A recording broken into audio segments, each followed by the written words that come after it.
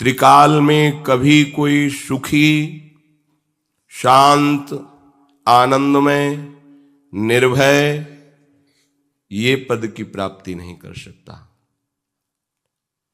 सुखी पद है जहां किसी वस्तु, व्यक्ति, किसी पदार्थ की मांग ही नहीं है, ऐसा सुख। निर्भय पद ऐसा है जहां कोई भय का लेश भी नहीं, क्योंकि जिसके भय से भयभीत होकर मृत्यु काम करती है, काल भी जिसके भय से भयभीत रहता है, वैसी निर्भय भुजाओं का आश्रय पा लेता है, परम शांत चित्त हो जाता है, कोई भी द्वंद्व उसे विचलित नहीं कर सकता। ऐसी अगाध महिमा है प्रभु की कि जो भक्त उनकी उपासना में अपने चित्त को समर्पित करता है, इतने समर्थ होते हुए प्रभु उसको इतना प्यार करते हैं कि जैसे बछड़े के पीछे गाय रंभाती डोलती है, ऐसे। और सामर्थ्य ऐसी आज तक कोई पार नहीं पा पाया, न वेद, न ऋषि, न मुनि।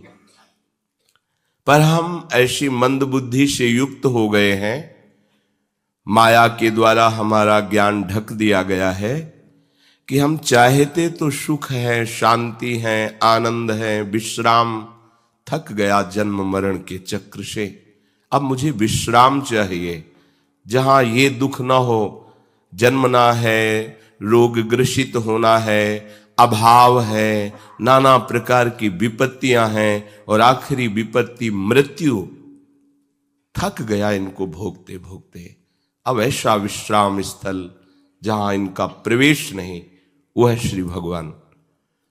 पर हमारी ऐसी मंद बुद्धि है कि हम विषयों के द्वारा सुखी होना चाहते हैं और नाशवान शरीरधारियों के बल से हम निर्भय होना चाहते हैं, और धन संपत्ति के बल से हम बड़े होना चाहते हैं, लोक सम्मान से हम शांत होना चाहते हैं, हमारा बड़ा प्रतिष्ठा है, बड़ा मान है।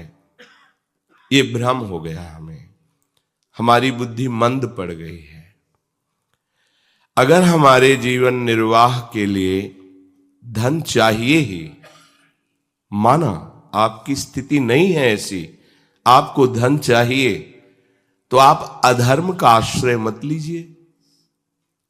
आप पापाचरण करके धन का संग्रह करेंगे, वो आपके परिवार को, आपके शरीर को, आपकी बुद्धि को, मन को महान अशांत कर देगा।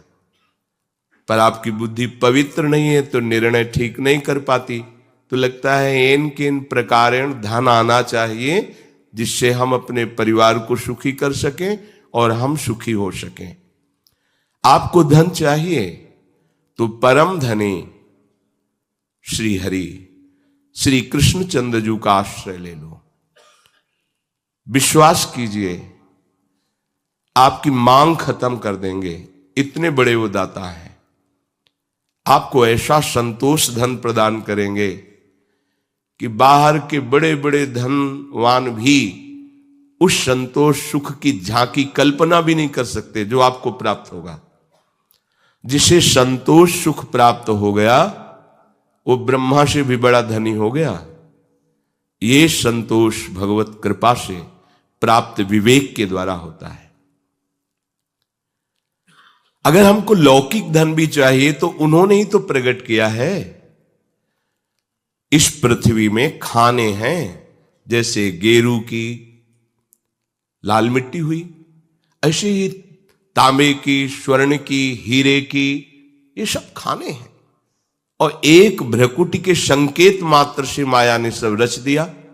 आपको कुछ चंद रुपए चाहिए, कुछ थोड़ा सा हमें सुख सामग्री चाहिए, तो अधर्म का आचरण लेकर क्यों भटक रहे हो? मालिक से मांगो, जगत के मालिक हैं, आप उनके अंश हो, इनसे अपनापन करो। प्रभु आपने जीवन दिया है तो जीने की व्यवस्था जो हमें चाहिए वो दे दीजिए। बिना मांगे वो सबको जीवन धारण करने की आवश्यकता दे रहे हैं, पर आपको जो चाह करनी तो इन्हीं से कीजिए। अगर किसी भी तरह से प्रभु का आश्रय ले लिया जाए तो मंगल कर देते हैं। भगवान का आश्रय लो, नहीं तो छूट दिए। भगवान को दया नहीं आती? नहीं। क्यों? क्योंकि कष्ट है ही नहीं। जो भगवान का अंश आत्मा है उसे कभी कोई मार ही नहीं सकता, और शरीर टिक नहीं सकता, परिवर्तनशील है। उनकी दृष्टि में कोई दुख नहीं है। तुम्हारी दृष्टि में दुख, अगर निवृत्त करना चाहते हो दुख और भय को, तो पुकारो भगवान को, दूसरा उपाय नहीं। ये जो दूसरा उपाय लेते हो वो दुख ही है। दुख से दुख की निवृत्ति नहीं हो सकती। अगर हमें दुख से निवृत्ति, संकट से निवृत्ति पानी है तो श्री भगवान की। अश्वत्थामा को जब पांडवों ने निस्तेज कर दिया तो ब्रह्म ऋषि की संतान है, भले ही वो धनुर्वेद ज्ञाता है पर है तो ब्रह्म ऋषि। तो ब्रह्मणत्व से संपन्न और ब्रह्मास्त्र का ज्ञाता, उसने सोचा अब कुछ भी हो इनके वंश का ही नाश कर देंगे। कर सकता था, अगर भगवान का आश्रय हो तो निश्चित कर सकता था, क्योंकि उसमें ब्रह्म तेज भी विद्यमान था और ब्रह्मास्त्र का भी ज्ञाता था। तो उसने 5 बाण ब्रह्मास्त्र से संधान करके पांडवों के ऊपर छोड़े और 1 बाण ब्रह्मास्त्र से संधान करके उत्तरा के गर्भ में वंश निर्वीच कर दूंगा, ऐसा उसने संकल्प किया। ये अमोघ अस्त्र है ब्रह्मास्त्र, इसे कोई काट नहीं सकता। जैसे नारायणास्त्र है, कोई नहीं काट सकता।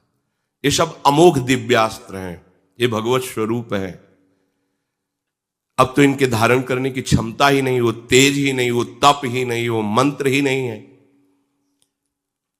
जे ही उत्तरा ने देखा कि ये जाज्वल्यमान ब्रह्म तेज से संपन्न ब्रह्मास्त्र आ रहा है, अब तो ये भस्म कर देगा, कोई नहीं बचा सकता, कोई नहीं बचा। ये ऐसा है, कोई नहीं बचा सकता। किसी की तरफ उनकी वृत्ति ही नहीं गई, सीधे भगवान श्री कृष्ण की तरफ भागी हो अपने गर्भ की रक्षा के लिए। श्री भगवान कहीं दूर नहीं है, हम सबके हृदय में हैं। हम जहां हैं वहां हैं, क्योंकि जब सब जगह हैं तो यहां भी हैं, सब में हैं तो हम में भी हैं।